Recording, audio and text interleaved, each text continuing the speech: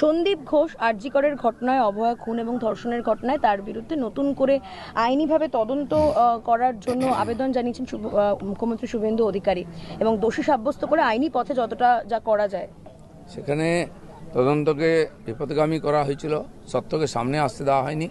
সেজন্য ওই ফাইল খুলেছে, আবার তদন্ত হচ্ছে। যেখানে যার নাম আসবে তাকে আইনের সামনে আসতে হবে। শিলিগুড়ি বারাণসীতে বুলেট ট্রেনের কাজ শুরু হচ্ছে, পূর্ব ভারতে নতুন একটি বুলেট ট্রেন পেতে চলেছে। লম্বা ব্যাপার, বাংলাকে বুলেট ট্রেনের সঙ্গে যুক্ত করেছেন প্রধানমন্ত্রী, তাই তাকে ধন্যবাদ।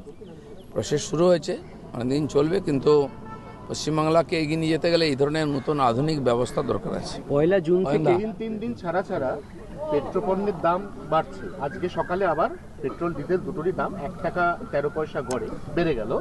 এবারে এটা নিঃসন্দেহে যে এটা যুদ্ধের কারণেই হচ্ছে, কিন্তু সাধারণ মানুষকে এই ইস্যুতে একদল লোক খেপিয়ে তুলছে, বলছে কি এমন সরকার আনলে, দেখো তেলের দাম বাড়িয়েই যাচ্ছে। না, যারা একদিন একবার হিসাব করে দেখুন, মনমোহন সিংয়ের সময় থেকে আজ পর্যন্ত এই 12-15 বছরে কত গুণ দাম বেড়েছে। আর মাননীয় মোদীজি ক্ষমতায় আসার পর থেকে বেড়েছে।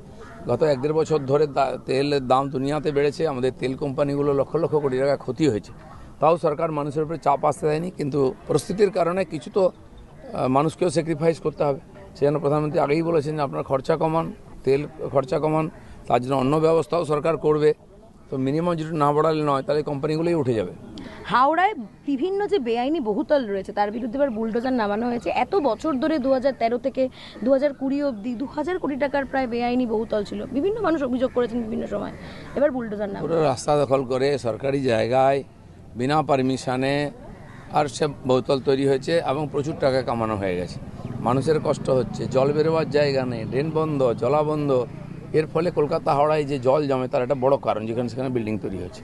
যদি মনে হয় বেআইনি অসুবিধা হয়েছে, নিশ্চয়ই সব ভেঙে ফেলা হবে। বাগড়ি থানা তৃণমূল কাউন্সিলর অ্যারেস্ট হয়েছে, আর নর্থ থানা তৃণমূল কর্মী অ্যারেস্ট, তোলাবাজি কেসে। কাউন্সিলর, পঞ্চায়েত প্রধান, জেলা পরিষদ সমিতির মেম্বার, এরা সমস্ত দুর্নীতি এবং অত্যাচারের একটা প্রতিমূর্তি। সবার বিরুদ্ধে ব্যবস্থা হবে। আমরাও পঞ্চায়েতেতে স্পেশাল অডিট করাবো, সব পঞ্চায়েতগুলোতে স্যাম্পল সার্ভে করে। সেখানে যে দোষী পাওয়া যাবে সে পঞ্চায়েত মেম্বার প্রধান থেকে আরম্ভ করে অফিসার থেকে বিডিও পর্যন্ত সব জায়গায় হাত পৌঁছবে গিয়ে। এবার মহিলারা বাসে উঠলেই ফ্রি, মাতৃশক্তির যে প্রতিশ্রুতি দিয়েছিল বিজেপি, তার শুরু হচ্ছে 1 জুন থেকে। মহিলারা খুশিও এবং তারা বলছেন যেটা হওয়া দরকার। মহিলাদের জন্য যে সম্মান, সুরক্ষা, তাদের জন্য সরকার তো করছে, এটা শুরু করেছে। আমরা প্রতিশ্রুতি দিয়েছিলাম, তার জন্য প্রায় 5000 বাস আরও কেনা হবে, ইলেকট্রিক বাস কেনা হবে। বাস নেই আর ফ্রি দিয়ে লাভ নেই। তো এরা যে সরকার ছিল আগে, বাস তো তুলেই দিয়েছে লুটপাট করে। কেন বাস বাড়ানো হবে যাতে মহিলারা সুবিধা পায়। এই কথাটাই পয়েন্ট তারা বলছিলেন যে সরকারি বাসের সংখ্যা অনেকটা কম, সেক্ষেত্রে অফিস যাত্রীরা, যারা নিত্যযাত্রীরা রয়েছে তাদের জন্য বাসের সংখ্যা বাড়ানো হোক, তারাই বলছিলেন। বাড়ানো হচ্ছে, মাননীয় মুখ্যমন্ত্রী বলে দিয়েছেন, লোন নিয়ে আমরা বাস কিনছি।